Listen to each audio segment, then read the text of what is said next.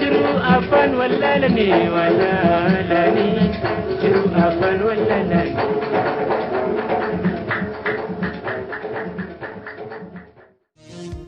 Hidhaafii hojjechaan hamilee nu cabsee karaa nun deebisu.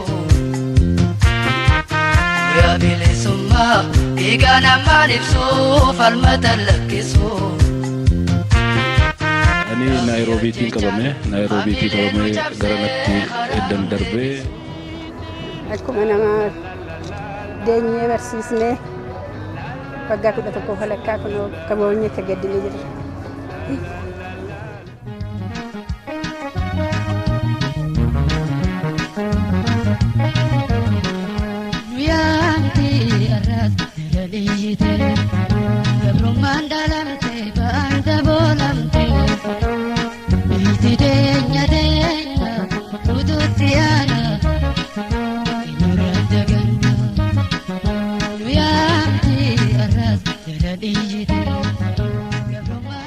Waan baay'ee miidhagna. Ijoolleen koo manca'uudhaan baay'ee miidhagna.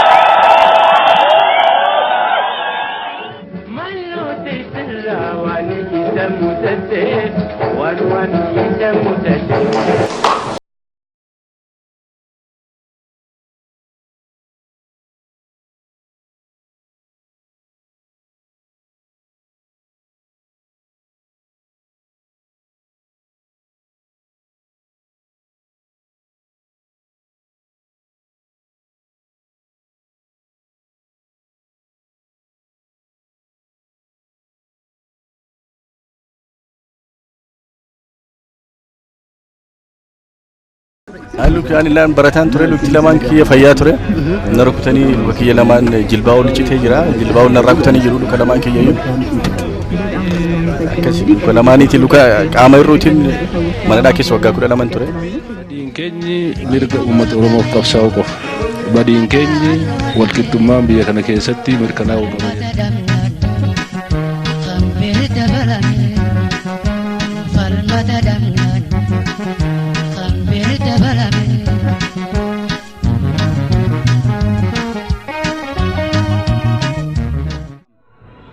Tasfaa'uun Camadaa namoota isa waliin hidhaa turanillee guyyaan asii baatanii bakka yaaddan geessan dhufaatii tasuma abdiin kutatinaa jedhee hafuura jajjabinaan akka isaan utubaa ture kanneen isa waliin turan ragaani bahu.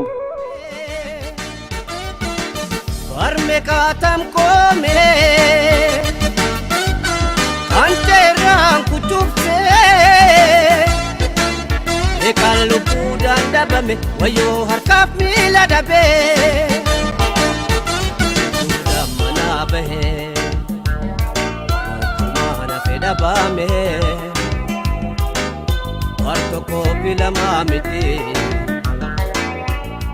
mugaala kaawwame. Ani Naayiroobiitiin qabame garanatti eddan darbee bakka dhoksaatti waggaa 1.3 naannoo Boolee Ruwaandaatti hidhameen ture. Maatiin koo iddoo ani jiru hin beeku. Haala sana keessatti mana otoo gadi hin baane, qilleensa otoo hin arganne, aduu otoo hin argine waggaa 1.3 haala kanaan hin dabarsee jechuudha. Sanaa booda Maakalaawii ji'a 3 na tursanii achillee manuma dukkanaa keessa turre. Sana booda Danqaalittiitti darbee waggoota 3 guutuuf atoo manaan baane mana keessatti hidhameen ture. Tasfaa'uun Camadaa biyyaa fi uummata isaa ogummaa qabuun tajaajiluutti dabalees qabsoo sabni isaa cunqursaa jalaa ba'uuf taasisu keessattis hirmaannaa guddaa xumura irratti wareegama lubbuun raawwate gumaachii darbeera. Badiin keenyi mirga uummata Oromoof qabsaa'uu qofa. Badiin keenyi walqixxummaan biyya kana keessatti mirkanaa'uu qaba jennee waan amanneef.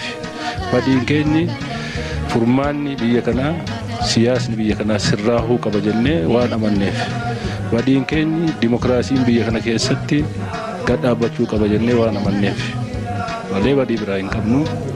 Mootummaan kun namoota amantaa akkasii qaban namoota sarraa garaagarummaa qaban dararaa hedduu keessa dabarsuu hanga lubbuutti wareegama hedduu qabu.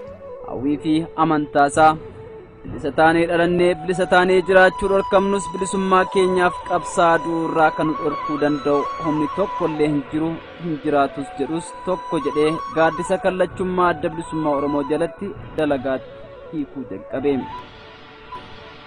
Jila diddaa gabrummaa bara 2005 eegalee osoo addaan cinnee hanga bara 2007tti barataa hojjetaa daldalaa qotee bulaa fi ilma Oromoo deemsa jireenya hunda keessaa bahe hirmaachisees adda dureen qindeessuun dalagaa seenaa qabeessa hojjete.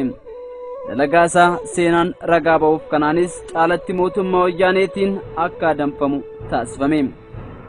Magaalaa Naayiroobii keessatti gaafa 27 Duwwaa 4 bara 2007 Anti-Terrorist Police Unit Keeniyaan Jaalmasfin Abbabaa Abdiisaa waliin ukkaanfaman.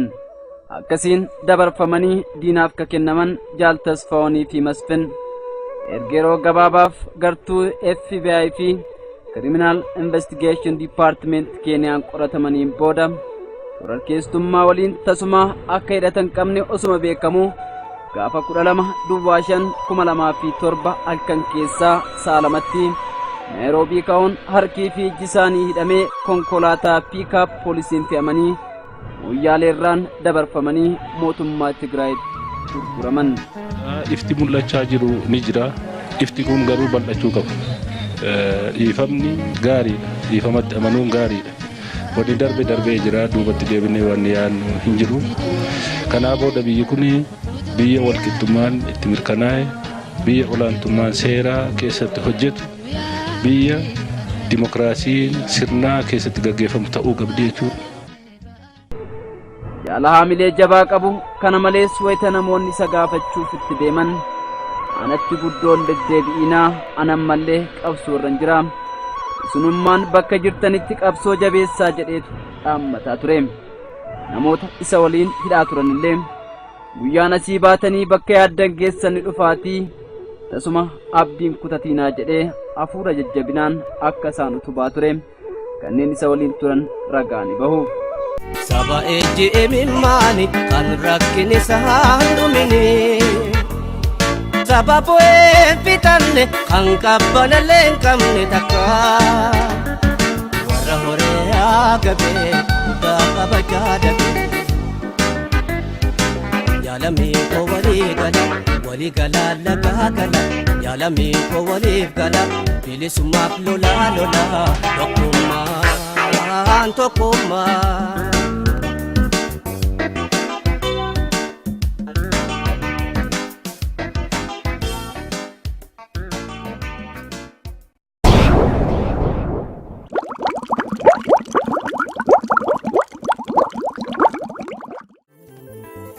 Bakal chalakisa biftu dubam baritu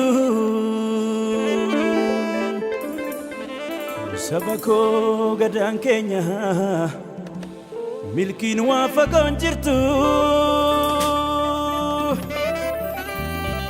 Faajjiin galma abbaa gadaa